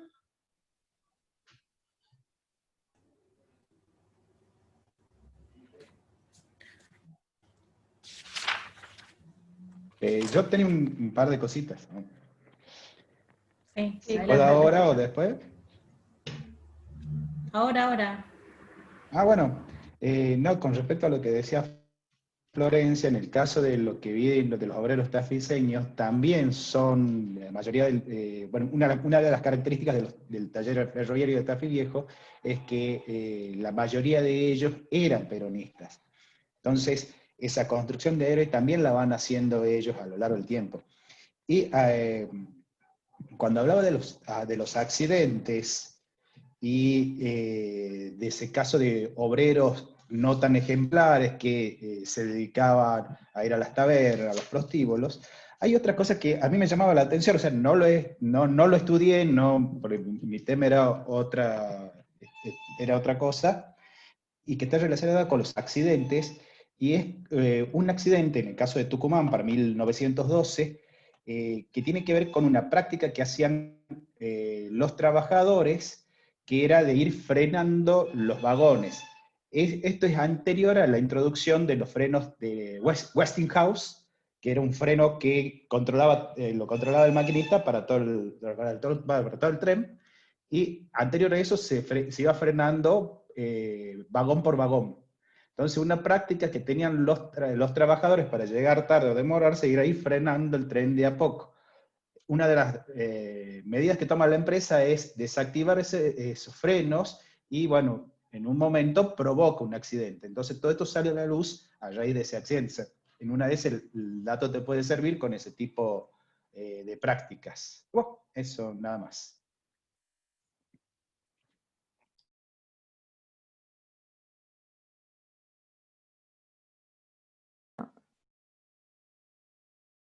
Ay, estoy hablando, sí, no sé si Guillermo querés responder vos o...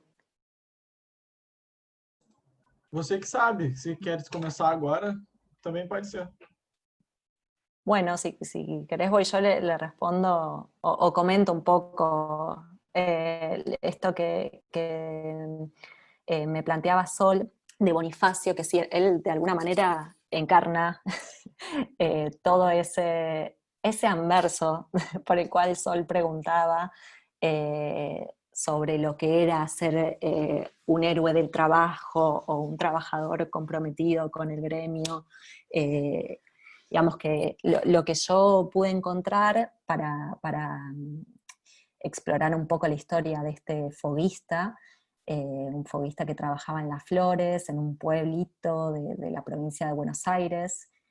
Fue una denuncia que en 1909 le hace una mujer de ahí del pueblo, un habitante del pueblo, le hace una denuncia en la policía, o sea, no llega a una instancia judicial, es una denuncia en la comisaría, ante el comisario del pueblo, en el que ella lo acusa a este tipo, a Bonifacio, de haber abusado de ella y de sus dos hijas.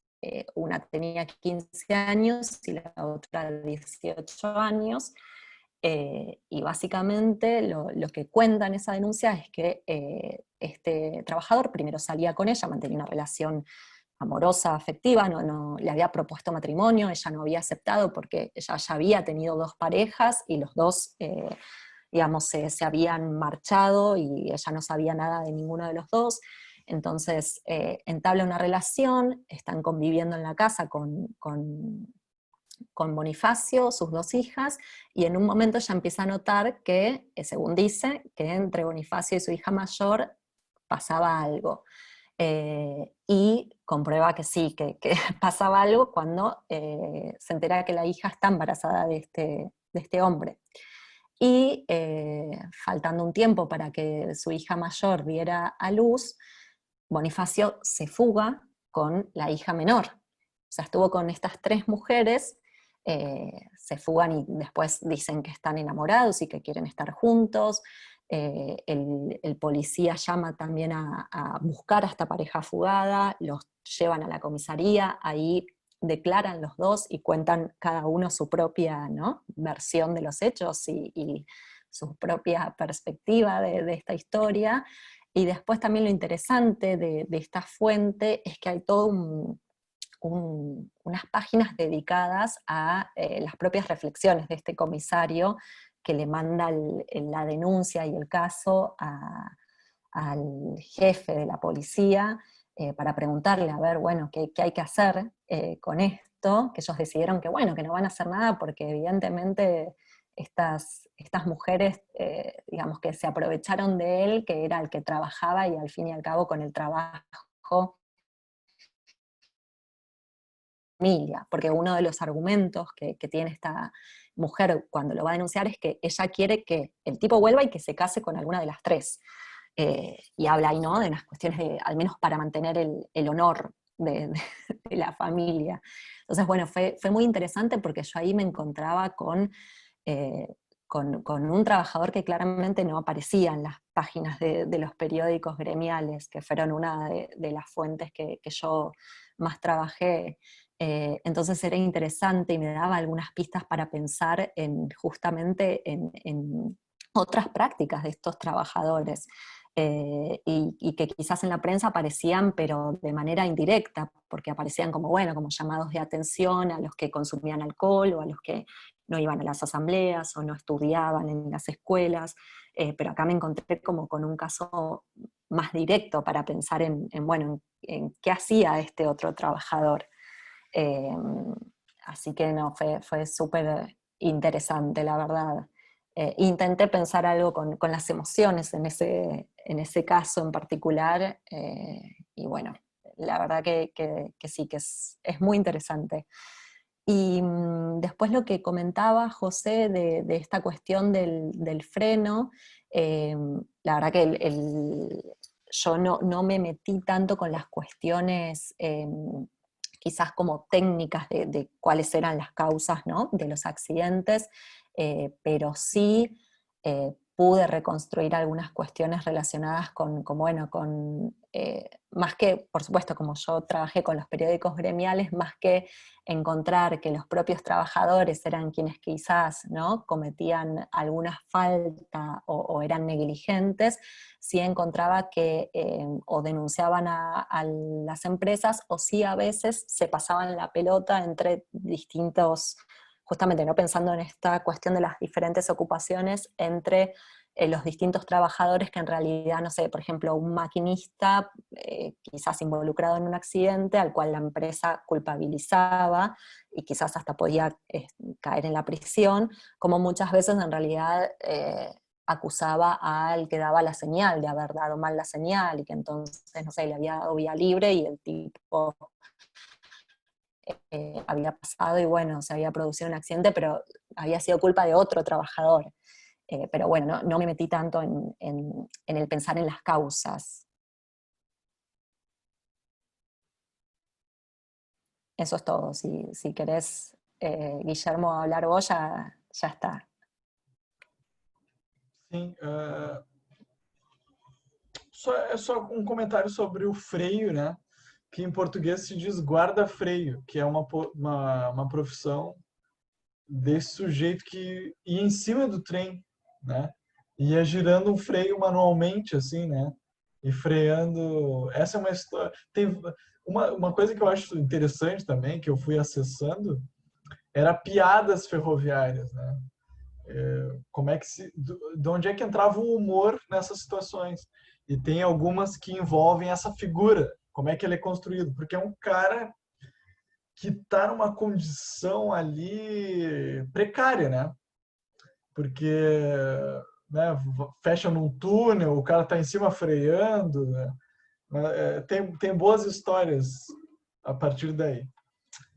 Sobre a Sol, e acho que se relaciona bastante, né, com o que a professora Esmeralda fala sobre as imagens, e também lendo a própria Florência, né, nesse artigo sobre acidentes, que você fala sobre cultura visual, né, que para mim é super importante, né. Mas a questão das imagens, na antropologia visual, a gente considera, eu pertenço aí uma filiação que considera tudo uma imagem, né?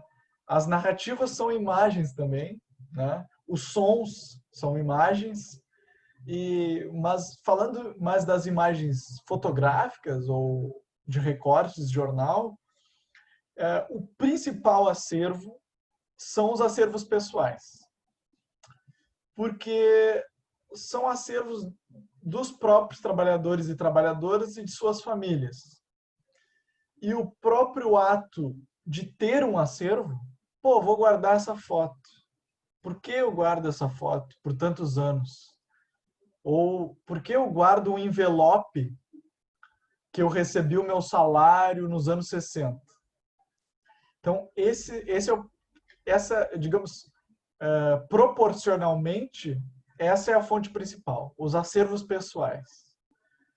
E eles são incompletos, tem múltiplas formas de classificação. A Florência pode falar um pouco sobre isso, né? Na pesquisa do jornal, tu tem a data exata da foto. E no acervo pessoal, que é um outro tipo de fonte histórica também, né? Tu tem aqueles buracos, mas tem uma narrativa familiar que trama. Por que essa foto? E por que eu te mostro essa foto hoje e te mostro daqui a um ano? A foto continua guardada lá, mas só daqui a um ano eu vou ter acesso. Como é que essa narrativa chega aí, né? E, bom, aí tem outras fontes, né? Pesquisa em acervo de museu, hemeroteca, né? Jornais. E os ferroviários também são muito ativos em grupos da internet. Só que na internet é aquela coisa, não tem fonte, ninguém sabe de onde vêm as imagens, mas na perspectiva minha, como antropólogo da memória, só o ato de compartilhar aquela foto e analisar os comentários que vêm ali, e inclusive eu comecei a jogar na internet imagens. Eu joguei um recibo de uma cooperativa. Joguei num grupo ferroviário para ver o que acontecia, né? Lotou de comentários. As pessoas rememorando, não, isso é do tempo do meu pai, do meu avô. Então, essa imagem é ativadora também da memória, né? Então, são fontes múltiplas e a tentativa é deixar elas em pé de igualdade, não hierarquizar as fontes, né? Essa é mais importante. Dizer que tudo são imagens, mas a imagem é central. E vocês viram na apresentação, às vezes eu tiro foto da foto da foto, né? Então, eu tiro foto do Rubem apresentando numa escola. Daí está projetado atrás dele o slide dele com uma foto. Daí eu tiro foto disso. Então, conforme ele vai fazendo mais coisas, isso também eu fui registrando a passagem do tempo da própria pesquisa, né? E aí ele vai vendo, não, isso aqui eu fiz lá no ano tal. Eu dei uma aula numa escola. Daí ele já fala sobre aquela... Então, é como se fosse aquela foto que tu vai entrando, tem uma foto dentro, né? Mas para nós são as camadas de tempo que estão ali, né? Então isso que eu me empolgo porque eu gosto de imagens, né? Mas é isso aí. Então, muito legal. Quería, si puedo, porque me parece importante, porque además Florencia también trabaja, estoy deseando liberarme para leer un artículo que ella amablemente me envió y la cuestión de la imagen y la memoria, ¿no? Es muy importante diferenciar quién produce la imagen, porque imagino que conocéis el trabajo de Sebastião Salgado, ¿no? Ese trabajito que se llama Cheminots, que es una obra que a mí en España no existía y la tuve que comprar de segunda mano y me costó una pasta, $200, y es un librito chiquitito, ¿no? Donde Sebastião Salgado hace una representación, ¿no?, de la identidad ferroviaria en esa masculinidad heroica, ¿no? Y concretamente creo que la foto más famosa, ¿no?, es toda la catenaria, ¿no?, y algún obrero en la catenaria como si fuera un trapecista. O sea, es una fotografía a 2 páginas impresionante. Por otro lado, Martin Frank, que es una fotógrafa también vinculada cuando vivía a la agencia Magnum, vinculada a Cartier-Bresson, publicó un ensayo fotográfico que se llama Femmes, ¿no?, mujeres. Y en ese ensayo fotográfico una de las líneas de trabajo fue una maquinista de tren. La manera en la que Martin Frank representa a la maquinista de tren mujer, la manera en que Sebastião Salgado, ¿no?, representa, la manera en que las empresas representan su identidad ferroviaria, la manera en que los trabajadores se autorrepresentan, ¿no? Creo que da para hacer un análisis de sistema de discursos espectacular, ¿no? Y incluso jugando con las colaboraciones entre Brasil, Argentina, ¿no?, España, creo que podría configurar líneas de trabajo donde se mezclan todos los temas que hemos estado hablando hoy, ¿no? Y porque ciertamente, ¿no?, el poder de representación pública más grande lo tienen las empresas. Y los archivos y las fototecas, hay una sobreabundancia de una forma de representar, ¿no? Entonces, por ahí también surgen líneas de reflexión de memoria negada, ¿no? La memoria negada, ¿no? Porque para poder hacer una fotografía, ahora es muy fácil, tenemos móviles, ¿no? pero hacer una fotografía en el pasado exigía tener una tecnología, ¿no? Y esta tecnología no estaba democratizada. Entonces, bueno, por ahí, si os animáis, os sigo. Coordina Esmeralda y vuelve con el trabajo ferroviario femenino. Yo, a ver si no se me corta internet, quería decir que, bueno, coincido con Guillermo cuando hoy planteaba que no solamente hay una crisis del trabajo, sino que hay una crisis de la forma de vida en estos jubilados ferroviarios, y que también esto que vos decías de la herencia ferroviaria que entraba en crisis es algo que también va a pasar en la Argentina, que se va a dar una interrupción de lo que era la transmisión de los saberes a través de las políticas de racionalización del trabajo ferroviario, y bueno, y luego en los 90 con más razón, lo que era el trabajo, la transmisión de saberes adentro del lugar de trabajo, es algo que va a ir rompiendo. Y después, sí, bueno, el trabajo o sea, la joyita, yo ya te lo dije la otra vez, Flor, la joyita del texto de Bonifacio, lo que vos pudiste hacer con ese expediente, es muy, muy interesante, es muy, muy significativo, justamente cómo aparecen estas otras nociones de lo que no está bien, o de qué está bien y qué está mal dentro de lo que sería el varón ferroviario. Y bueno, y con un documento que lo convertiste en una fuente y pudiste, bueno, advertir determinadas cuestiones. La verdad que me encantó ese texto. Y yo quería decir que sí, que Esmeralda, vos tenés razón, que yo desde que empezamos el ciclo me parece que tenemos cuestiones en común, que tienen que ver también con una larga duración que merece que la consideremos, y que podamos marcar estos cambios y continuidades en las concepciones sobre el trabajo ferroviario en los distintos espacios, y que no solo tienen que ver con las empresas, sino que también tiene que ver con la institución de los sindicatos, que también tiene que ver con la manera en que el trabajo ferroviario se ha instalado en las comunidades que componen estos países. No es lo mismo ser ferroviario en Buenos Aires que ser ferroviario en Santa Fe, en San Cristóbal, en pueblitos más chiquitos, en localidades más grandes. Y bueno, y obviamente que tampoco nosotros tenemos la misma realidad con respecto a las mujeres trabajadoras en la Argentina como las que Esmeralda nos ilustró la jornada anterior. Así que bueno, yo no sé si hay más preguntas, si hay más comentarios. Con Sol estamos muy contentas de... Sí, dale, Flor, dale. No, es un comentario muy breve a raíz de esto que decía Guillermo de estos objetos personales, ¿no? Y pensar también en por qué se guarda lo que se guarda.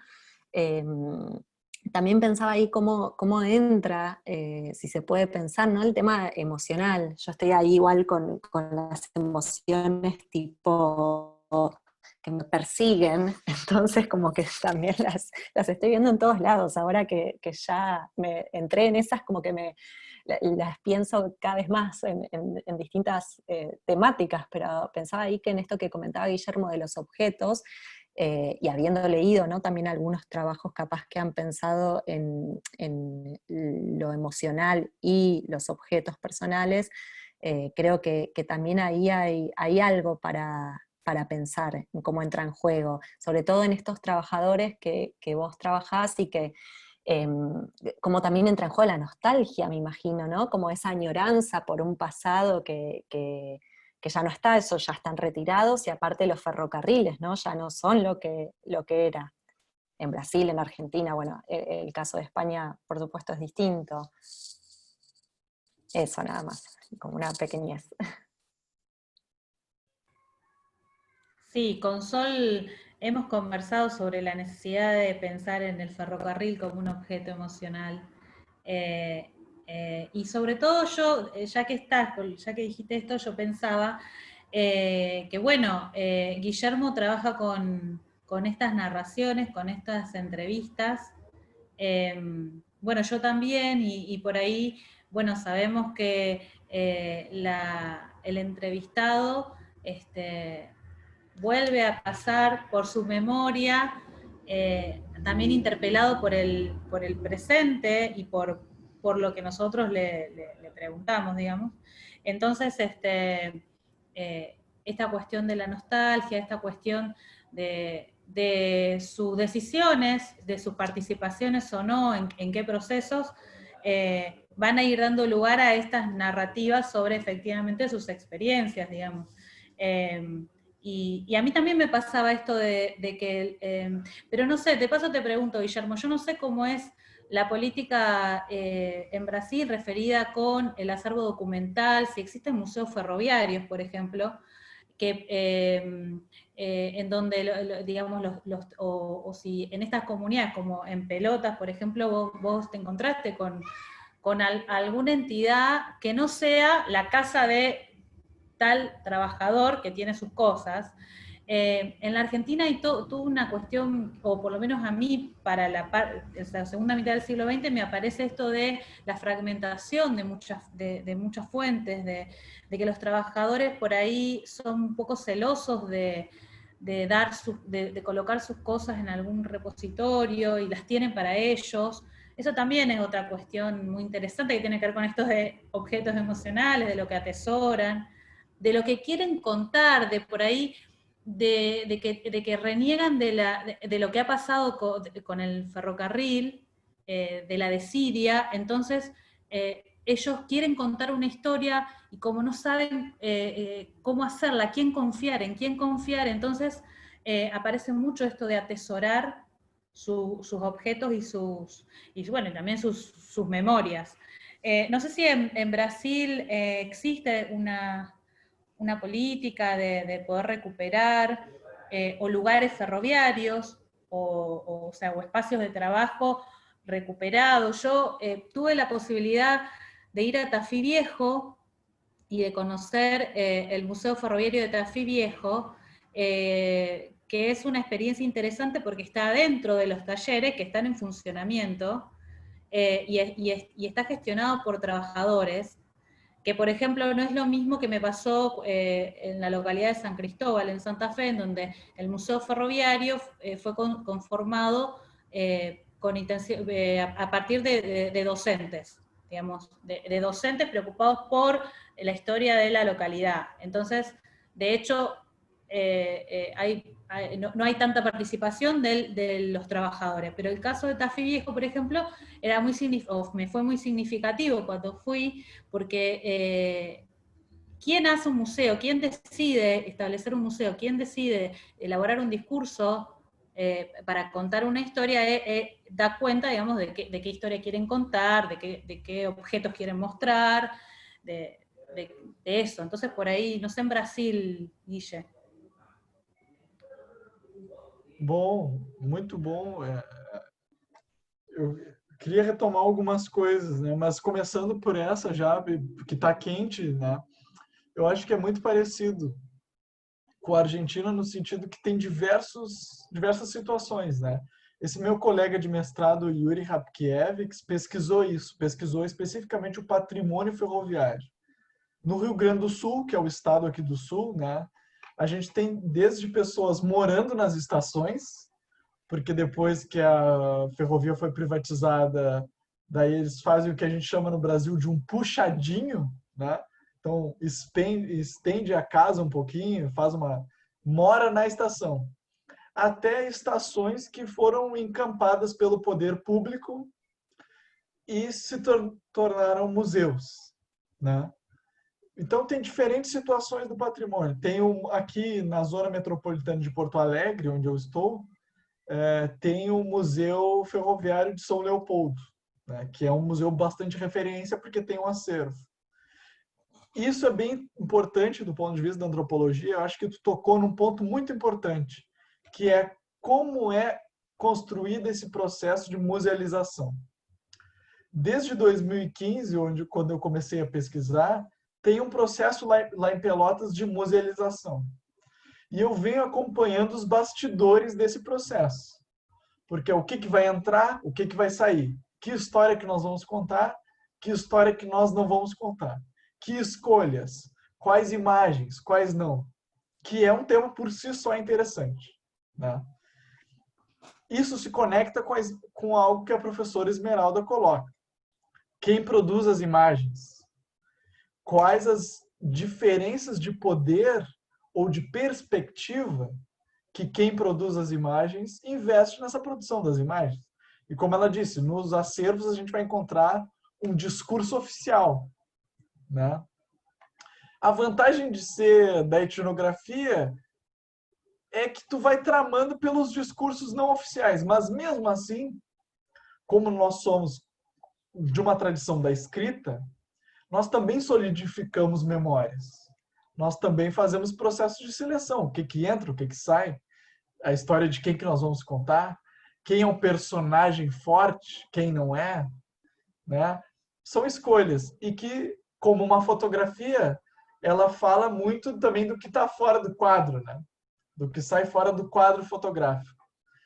Essa questão me interessa muitíssimo, e eu compartilhei com vocês esse número da Fotocronografias pensando no que a professora Esmeralda falou, e que a gente discute na apresentação justamente isso.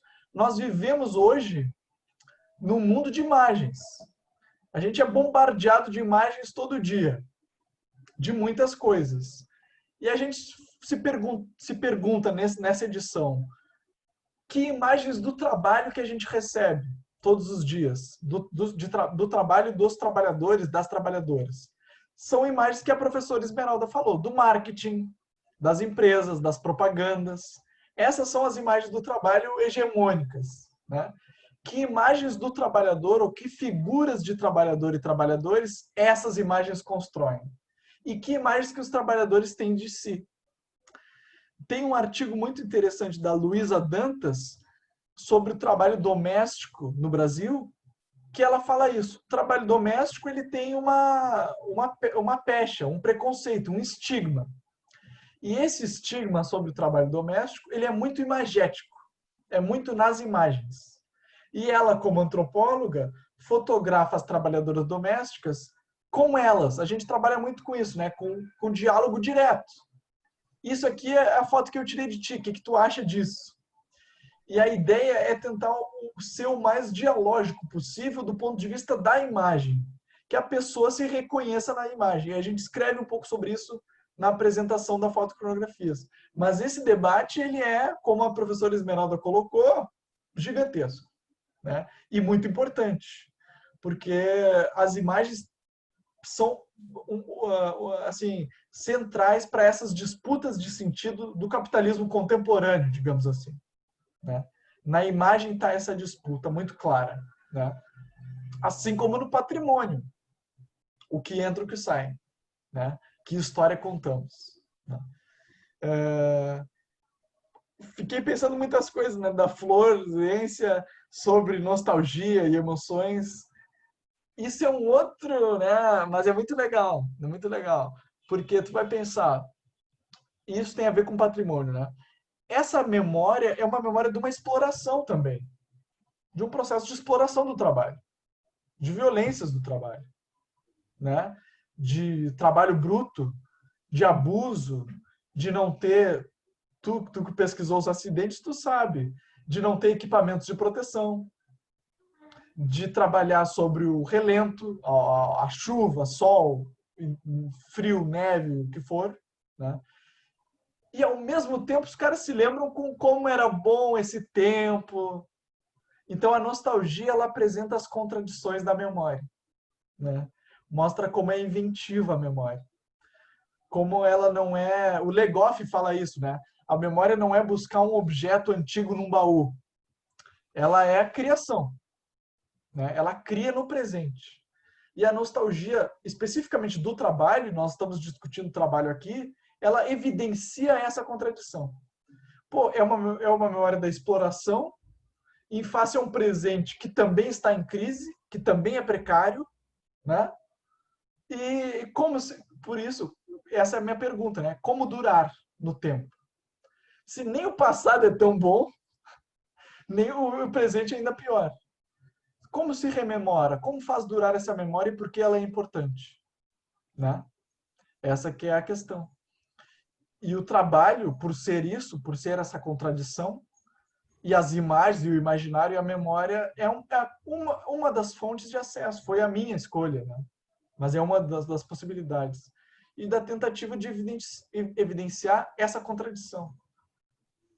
E como a professora Esmeralda fala, a imagem multiplica esses sentidos.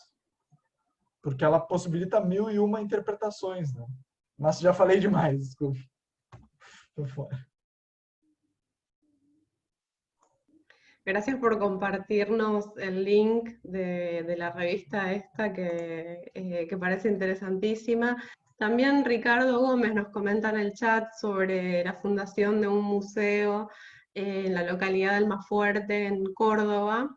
Dice, con los aportes de los viejos ferroviarios del pueblo, que llevó a recuperar la vieja estación, y que cuenta la gente responsable del espacio que la emoción de los viejos trabajadores al colaborar con sus objetos personales y de alguna manera recuperar ese pedazo de sus historias y aportar a la memoria colectiva fue muy movilizante. Ferroviarios recuperando su lugar de pertenencia. Bueno, y también nos deja ahí unas palabras muy lindas sobre las exposiciones. Y bueno, de paso, Ricardo, lo cuento yo, Ricardo es trabajador del ferrocarril en Argentina, así que la verdad que me pone sumamente contenta que nos haya acompañado en esta actividad. Bueno, sí, la verdad es que se dijeron muchísimas cosas que nos dejan muchas ganas de seguir conversando y pensando sobre todos estos temas tan interesantes. Pero bueno, ya siendo un poquito más de las 5 de la tarde, vamos a ir cerrando. Yo simplemente agradecer enormemente a cada uno y a cada una por su participación. La verdad es que fue un lujo cada uno de estos 3 encuentros. Un lujo vernos, un lujo escucharnos, así que bueno, muchísimas gracias. Luisina, no sé si querés... Sí, no, adhiero los agradecimientos porque, bueno, pudimos concretar este espacio y que el 2020 tan particular no nos pasó desapercibido en el mundo del trabajo ferroviario y, bueno, vamos a intentar sostener estos espacios el año próximo. Y, bueno, y vamos a pensar en la propuesta de Esmeralda. Me encantó, Esmeralda. Vamos a escribir algo. Así que bueno, les agradecemos. Gracias a ustedes por organizar algo tan lindo que siempre están organizando así instancias de encuentro y de reflexión colectiva. Gracias. No, ustedes, bueno, el año próximo con Sol vamos a estar organizando nuestras tesis, lo cual es muy importante. Pero vamos a ver si podemos hacer un encuentro y poder compartir, conversar, dialogar, bueno, intercambiar experiencias. Así que bueno, un saludo para todos, para todas. Gracias. Muy buen trabajo. Gracias. Gracias. Foi muito bom, Gracias. obrigado. Foi ótimo Gracias. o encontro. Felicidades. Bueno, buen fin de año. Sí, Igualmente. gracias. Igualmente.